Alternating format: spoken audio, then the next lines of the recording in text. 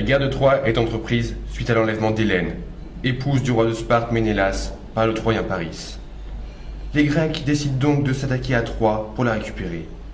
Ils vont donc rester sur la plage de Troie, ne pouvant pas lancer l'offensive ou entrer dans cette forteresse. Ulysse a alors l'idée du cheval de Troie. Des guerriers grecs se dissimulent dans un grand cheval de bois offert à Poséidon. La flotte grecque feint de se retirer, abandonne le cheval sur la plage. En signe de victoire, les Troyens font entrer le piège dans leur mur. Croyant la guerre terminée, ils festoient et se réjouissent. La nuit venue, les guerriers grecs sortent du cheval et ouvrent les portes à l'armée cachée derrière les collines. Troie est pillée, les membres de la famille royale sont tués ou emmenés en esclavage, et Ménélas peut enfin ramener Hélène à Sparte, 10 ans après son enlèvement.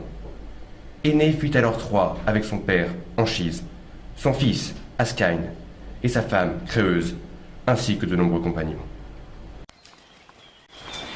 Créeuse! Créeuse! Énée, part! Sauve Ascane, notre fils! Fuyez!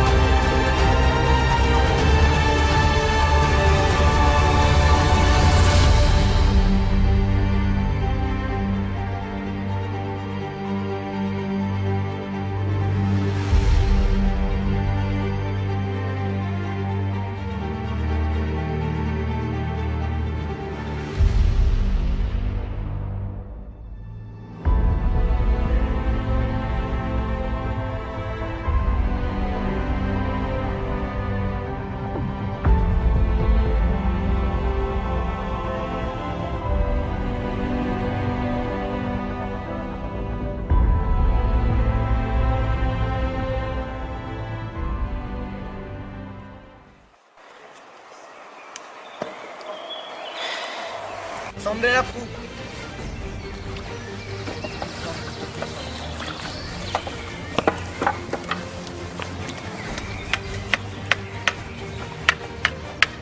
Montez les côtés.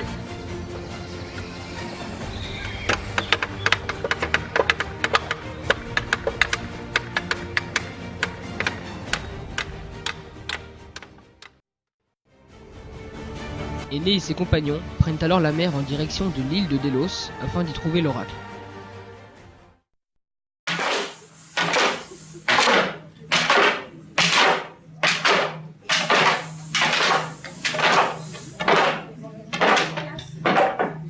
Arrêtez-vous là! J'irai voir l'oracle seul.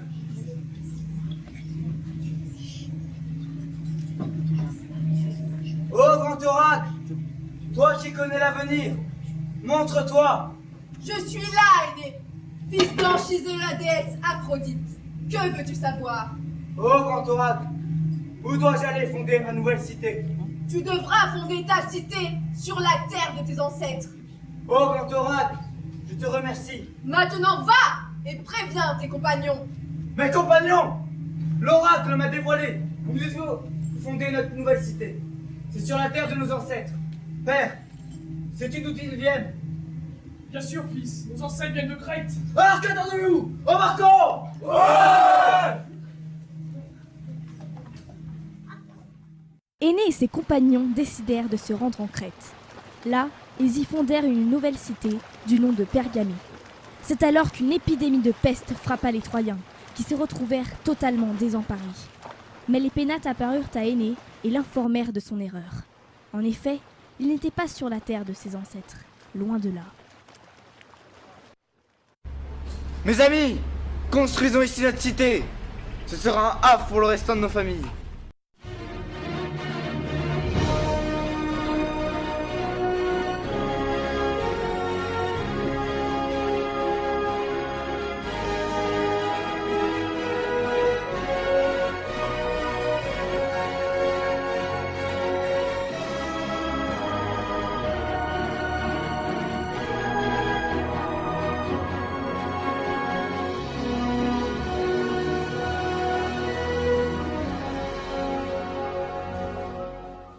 Mais la peste arriva et toucha tous les habitants de la cité, emportant avec elle plusieurs compagnons. La peste nous tue.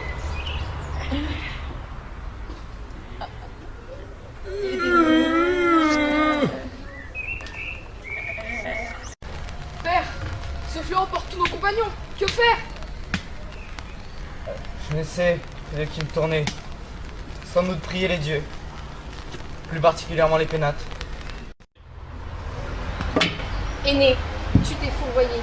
La terre de tes ancêtres n'est pas la Crète. La peste ne cessera qu'au moment où tu quitteras ce lieu. Pars et attends un signe des dieux. Où dois-je donc aller? Je ne puis que me fier aux aléas des dieux. Allons, laissons-nous guider. Partons, mes amis, partons!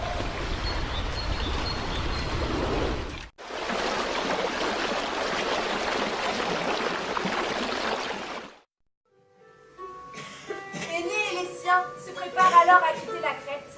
Lors de leur dernière nuit sur l'île, Aîné se retire dans une pièce d'un palais pour chercher le sommeil.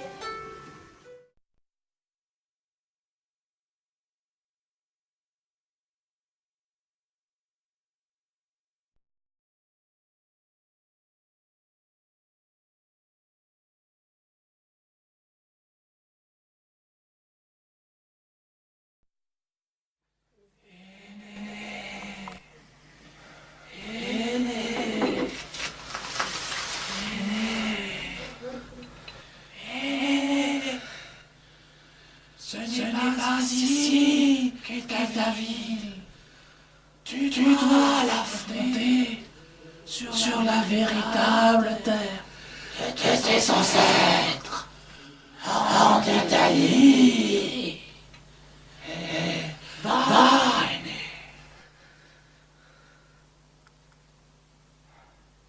Évidemment.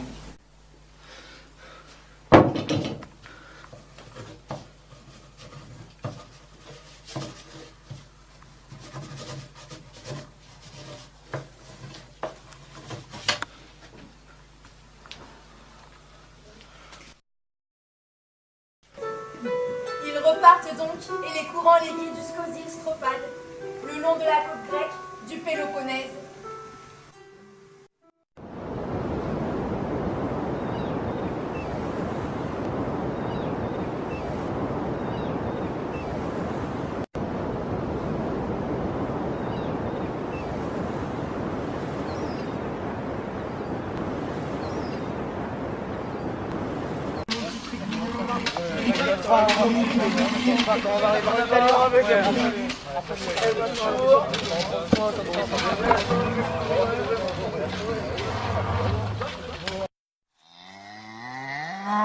Anatolios, Bironas, regardez, des bœufs, allons les chasser.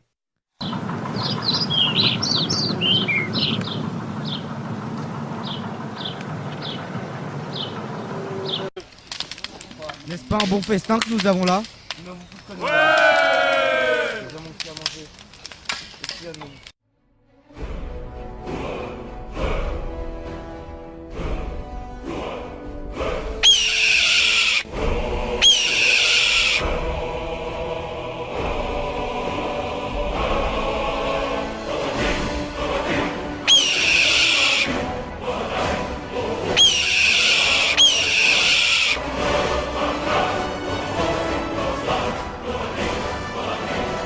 Ces tables, dévouées un jour à David Mortier, ne doivent point t'effrayer. Les destins sauront s'accomplir et l'oreille d'Apollon ne sera point sourde à tes prières.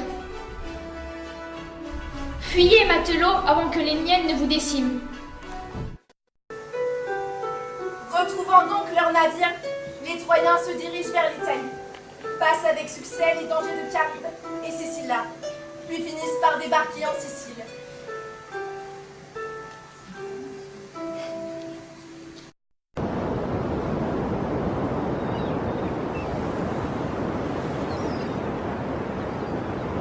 Installons le camp et allons nous coucher. Le voyage fut long. Thomas, regarde.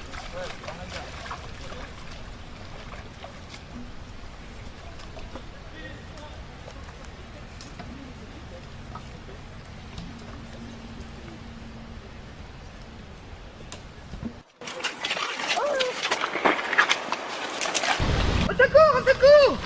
Il veut me rattraper! Laissez-le passer. Assis-toi, calme-toi. Raconte-nous. Assis où?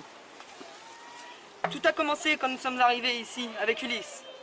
Lorsqu'il a compris qui vivait sur cette île, l'équipage est reparti et ils m'ont oublié. Depuis, je vis ici me nourrissant de racines. Et les cyclopes, car Polyphème n'est pas seul, il a 100 frères et sœurs.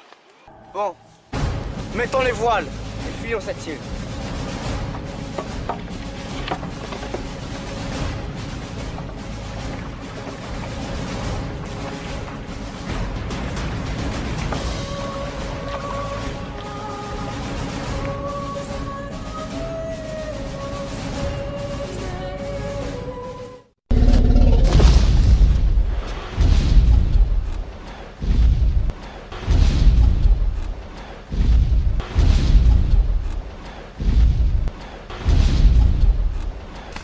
Un cyclope!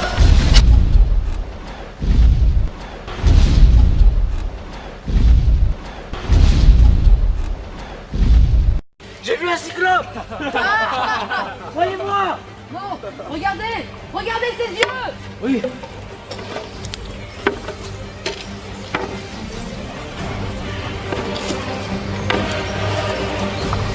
Fuyons!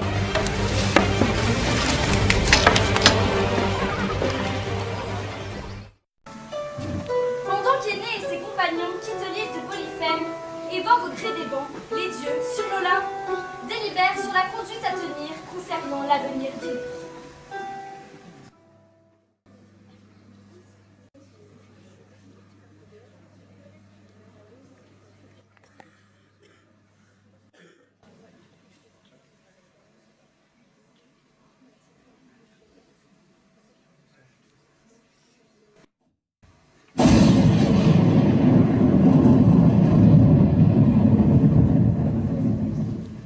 Vous êtes tous convoqués aujourd'hui pour décider du destin du mortel Énée.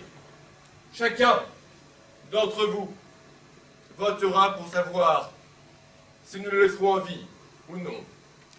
Je m'exprimerai en dernier, afin de ne pas influencer votre jugement. Avant que chacun procède au vote, dites-moi, combien d'entre vous ont reçu des offrandes d'Énée? A-t-il seulement déjà prié pour vous? Je ne suis même pas convaincue qu'il croit en notre existence. À part en sa chère mère, bien évidemment. Mensonge! Il croit en chacun d'entre vous. Tu as simplement une dent contre lui, pour la simple raison qu'il est mon fils. Et tout cela pourquoi? Parce que j'ai remporté le prix à cette inepte concours de déesse. Son principal défaut est en effet d'être ton fils. Mais il me semble que certains d'entre vous ont reçu quelques offenses de la part d'Énée, n'est-ce pas, Apollon? En effet, la disparition de mes bœufs peuvent le prouver. Ils ont tous abattu lui et ses compagnons. Je ne peux tolérer cela. Je suis d'accord, c'est inadmissible. N'allez certainement pas me dire que mon fils est le seul mortel à avoir commis une erreur aussi banale que celle-ci. Oh, mais bien sûr, et c'est une excellente raison pour pardonner les fautes.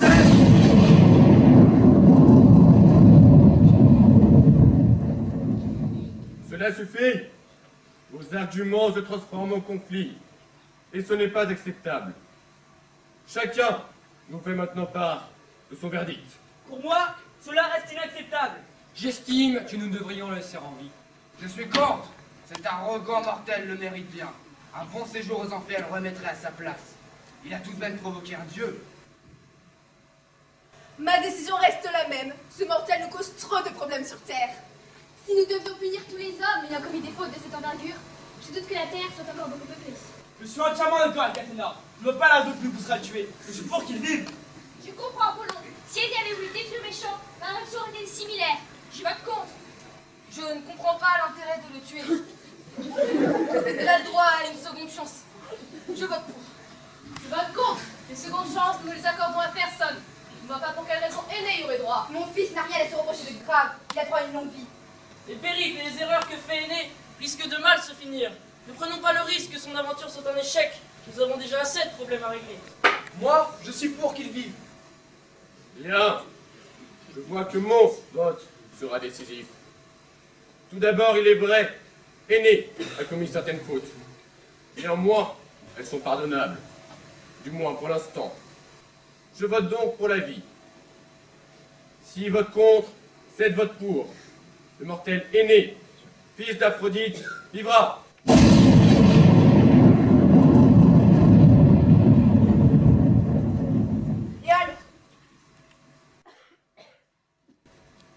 je ne suis pas d'accord avec cette décision. Moi non plus, tu le sais bien. Le temps lui a été pour l'instant bien trop favorable. Arrange-toi pour que cela change, mais reste discret. Je pense pouvoir remédier à ce problème. Je vais envoyer Zéphyr jusqu'à lui pour qu'il dérive sans cesse. Très bien. Quel malheur que de s'abattre mon fils. Cette traînée me le payera. Mais c'est ton de tergiverser. Il faut que je le convienne. Aîné, Héra en a après toi. Elle a envoyé Éole déchaîner une tempête afin de couler ton navire. Sois prudent, mon fils. J'y vais, la mère. Merci. Cupidon, oui, j'ai besoin de toi. Aîné va arriver dans quelques heures sur l'île de Carthage. Il faut que tu te débrouilles pour qu'il tombe amoureux de la reine, dis donc. Ainsi, il n'achèvera pas sa quête. En es-tu capable? Évidemment, Héra.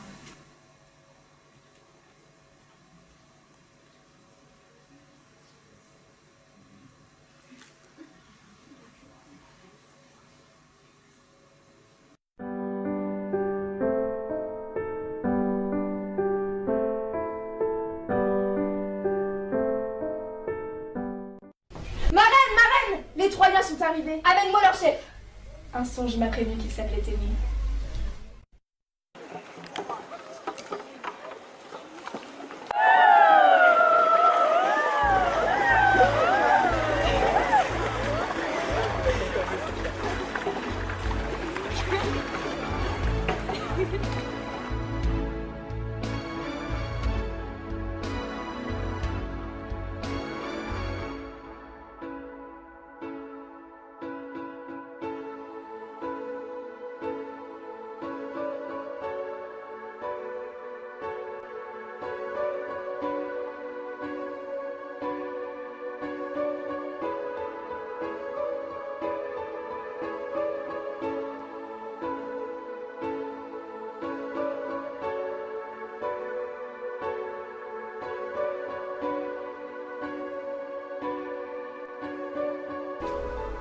Marraine, je vous présente Aîné, chef des Troyens. Bienvenue, mon prince. Suivez-moi. Les hommes d'Aîné et lui-même passent des moments tellement agréables à Carthage qu'ils en oublient leur mission. C'est toutefois sans compter sur l'intervention de Jupiter, qui leur dépêche son messager.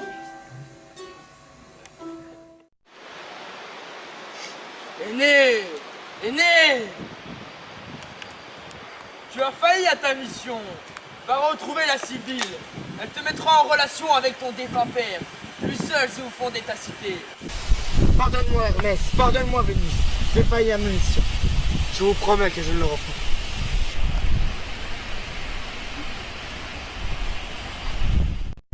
Mes compagnons, partons. Didon ne doit pas être au courant.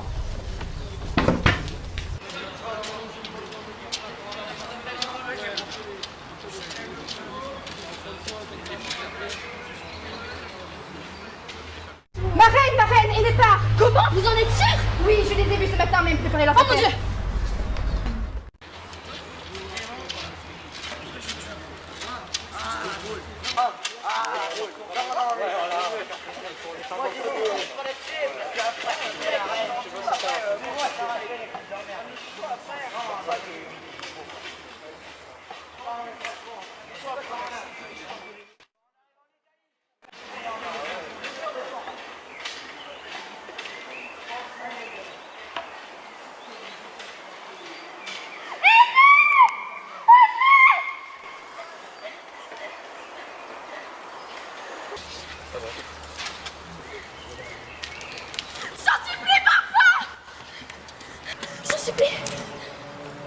Je le dois.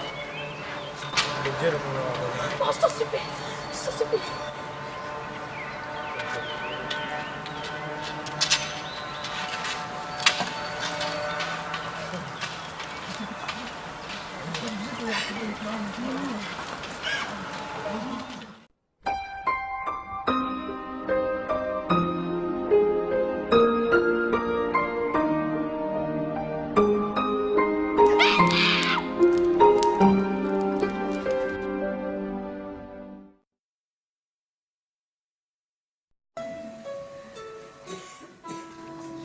Aîné arrive alors à Cure, le long de la côte italienne, où se trouve une entrée vers les enfers et où la Sibylle, prêtresse prophétique, pourra l'aider à terminer sa quête.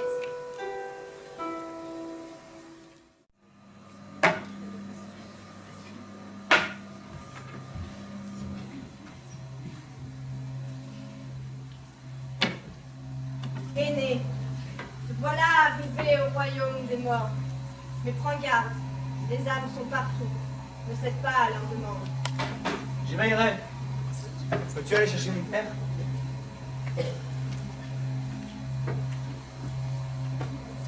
Aîné, c'est toi? Pourquoi es-tu parti? Il ne s'est pas passé un instant sans que je pense à toi! C'était mon destin. Et Dieu me l'avait ordonné. Je n'avais pas le choix. Et toi, que fais-tu là? Après ton départ, je me suis jetée dans le feu! Mais pourquoi? Non, calme tes ardeurs. Maintenant, mon cher fils, que fais-tu au royaume des morts? Père, j'avais des questions à te poser. Sais-tu d'où viennent nos ancêtres? Bien sûr. Nos ancêtres viennent d'Italie, au Latium. Maintenant, je vais te montrer des fragments de ton futur.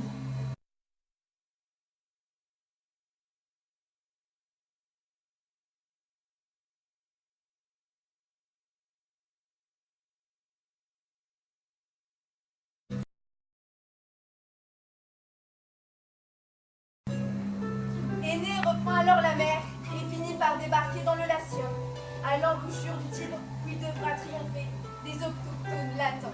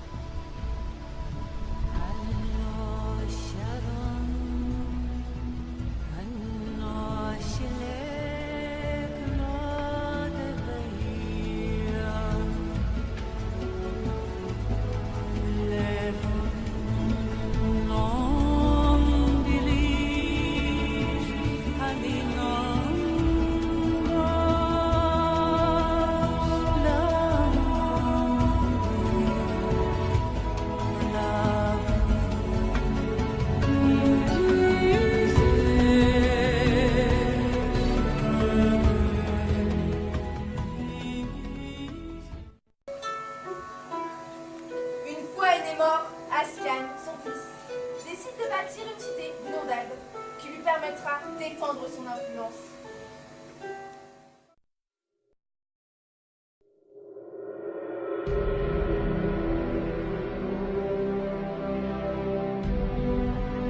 Mon père a donné sa vie pour que l'on puisse fonder ce havre. Et nous allons le bâtir ici. Faisons-le en sa mémoire.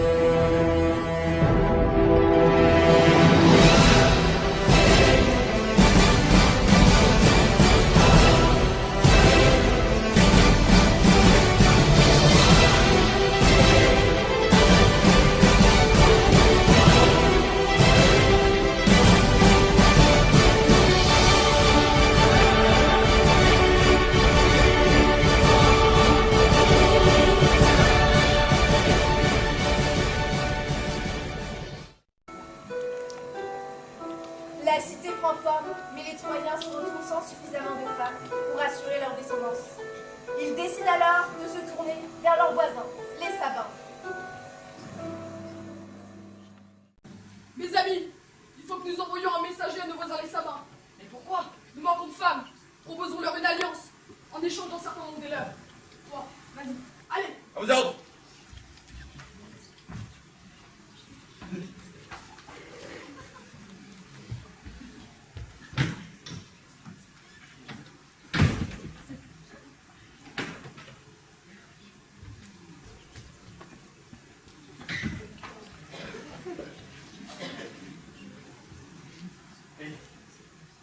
Les Sabins ont refusé notre demande. Attaquons-les par surprise. Ils ne s'abandonneront pas. Nous aurons l'avantage. C'est une bonne idée. Mais leurs fortifications sont immenses. Je sais. Organisons des jeux et invitons-les à y participer. Les Sabines seront seules, nous pourrons les capturer. Je vais vous expliquer. Lorsque les Sabins participeront aux festivités, les Sabines seront seules sur les gradins. Certains d'entre nous iront les chercher.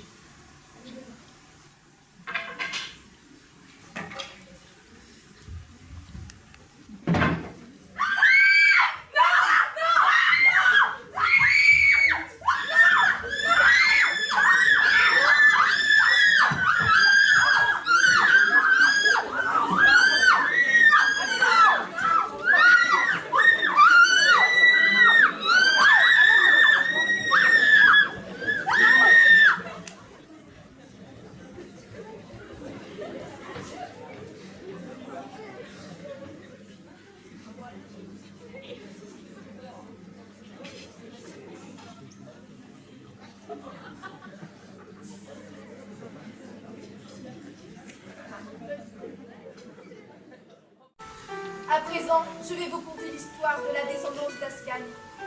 Les Sabines engendrèrent donc une nouvelle génération dont fait partie Procas, le propre fils d'Amulius. Nouveau roi d'Albe et aimé de tous, Procas devint le père de jumeaux, Amulius et Numitor, au caractère totalement opposé. Amulius était tendu, aux antipodes de l'altruisme manifeste de Numitor. Chacun des deux eut une fille, et celle-ci devint inséparable, au grand désarroi d'Amulius, qui prit connaissance d'une funeste prophétie le concernant. Le roi d'Albe sera détrôné par les descendants de Numitor. L'Isomon ne pas s'infinirait à s'ouïr.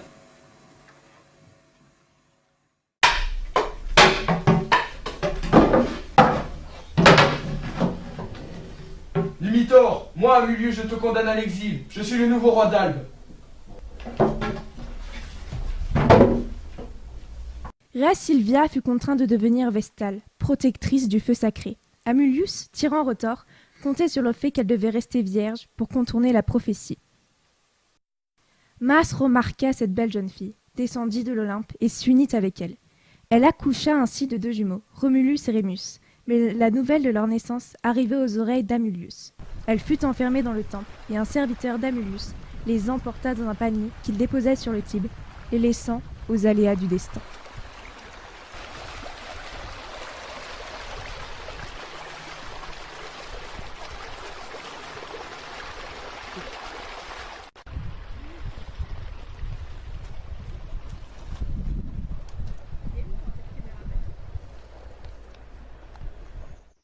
Mars demanda alors à la louve qui irait boire au fleuve de recueillir les 2 enfants.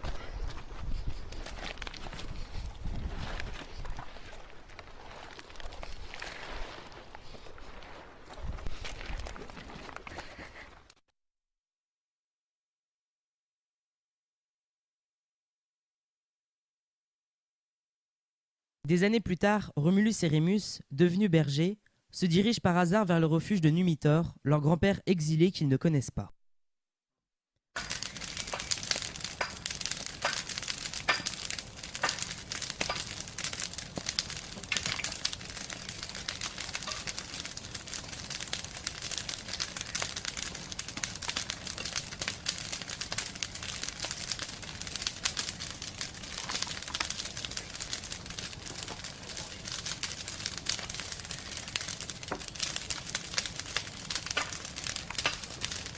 Numitor, ce sont tes descendants Romulus et Rémus qui approchent.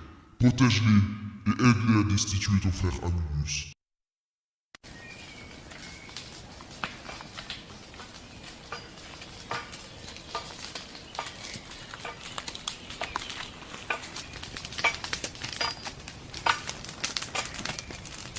Les petits enfants, c'est vous.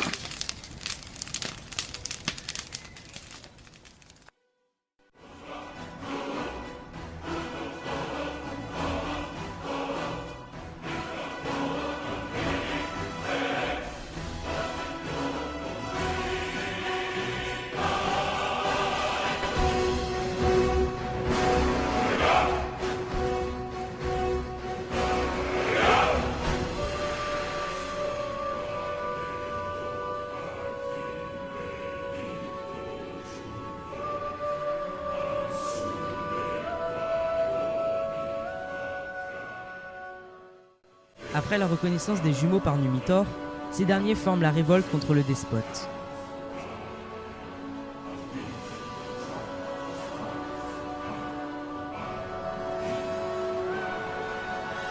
Numitor et tous les bergers de la région alliés aux Albins pourchassent Amulius et le lapident hors de la ville.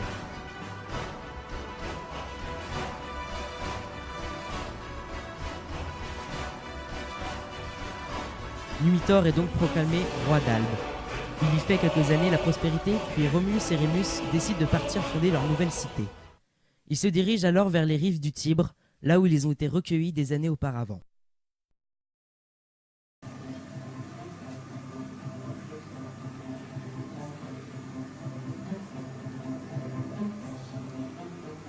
Bâtissons notre cité ici, près des rives du Tibre. Non, on est là, sur cette colline. nous serons davantage en sécurité. Non, je la veux près des rives du Tibre. Ces terres seront plus fertiles et favoriseront notre développement. Dans ce cas, ce sont les dieux décidés. Soit, attendons qu'il vous parle.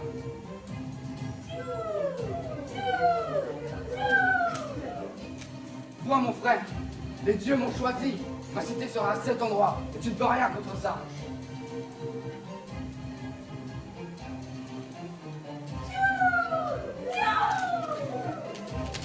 Tu t'es fourvoyé. Je suis l'élu et tu dois m'obéir. Je refuse de me fier aux exigences des dieux. Ma cité sera à cet endroit et s'il le faut, je la bâtirai de mes propres mains. Fais ce que tu veux, mais fais-le loin d'ici. Et surtout, ne dépasse pas la limite que je trace avec mon glaive. Ce sera le pandérium sacré de ma cité. Voilà ce que j'en fais de ta limite. Si tu m'as franchi, je te tue. Tu n'oseras pas. Mon frère ne commet pas un acte que tu pourrais regretter.